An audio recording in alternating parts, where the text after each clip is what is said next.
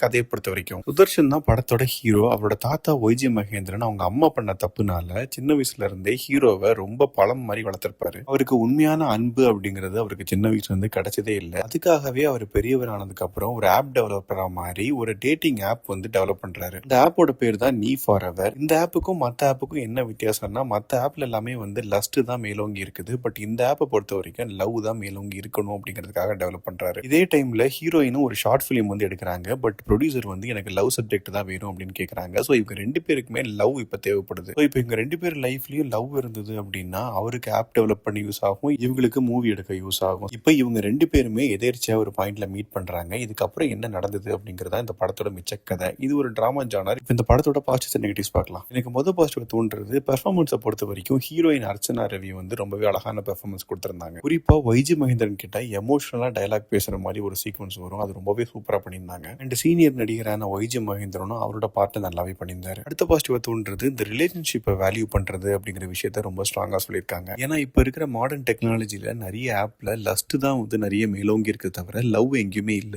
அப்படிங்கிற ஒரு காமனான கருத்தையும் அட்ரஸ் பண்ணிருக்காங்க. இதெல்லாம் தான் இந்த படத்தோட பாசிட்டிவ்ஸ். இப்ப நெகட்டிவ் சைட் பார்க்கலாம். ரொம்ப நெகட்டிவா தோன்றது இந்த படத்தோட ஹீரோட பெர்ஃபார்மன்ஸ் தான். அவர் பழமா இருக்கும் போதும் சரி, அதுக்கப்புறம் மாடர்னா மாறினதுக்கு அப்புறமும் சரி, அவரோட பெர்ஃபார்மன்ஸ் ஒட்டவே இல்லை. நிறைய இடத்துல அவர் நடிக்கிறது அப்படிங்கிறது ரொம்ப அப்பட்டமா தெரியுது, ரொம்ப ஆர்டிபிஷியலாவும் இருந்தது. அண்ட் இது கூட சேர்ந்து ஃப்ரெண்ட்ஸ் அப்படின்னு சொல்லிட்டு சில காமெடி சீக்வன்ஸ் எல்லாம் வச்சிருக்காங்க. சுத்தமா நல்லா இல்ல. அதே மாதிரி படத்தோட கதையும் பாத்தீங்கன்னா நம்ம எங்கேயோ பார்த்த மாதிரி இருக்கும். ஏன்னா பல லவ் ஸ்டோரி படங்கள்ல இருந்து கொஞ்சம் கொஞ்சம் சீன்ஸை விட்டு விட்டா எடுத்து இது முழு படமா கொடுத்திருக்காங்க. ஏன்னா இந்த படத்தை பொறுத்த வரைக்கும் புதுசா எந்த விஷயமும் இல்ல. அதே மாதிரி சின்ன வயசுல அவங்க அம்மா ஒரு தப்பு பண்ணிருப்பாங்க, அவங்களுக்கு தண்டனை கொடுக்கலாம். ஆனா இந்த பையனுக்கு, அதாவது அவங்க பேரனுக்கும் தண்டனை கொடுக்கறாங்க இத்தனை வருஷமா. அதெல்லாம் பார்க்கும்போது ரொம்பவே ஓவரா இருந்தது. மொத்தத்தில் இந்த படத்தை பத்தி சொல்லணும் அப்படின்னா ஒரு டிஃபரெண்டான லவ் சப்ஜெக்ட் கொடுக்க டைரக்டர் ட்ரை பண்ணியிருக்காரு. Proper story line, performance, screen play இது எல்லாமே ஒழுங்கா இல்லாதனால இந்த படம் ஒரு பிலோ ஆவரேஜான படமா தெரியுது.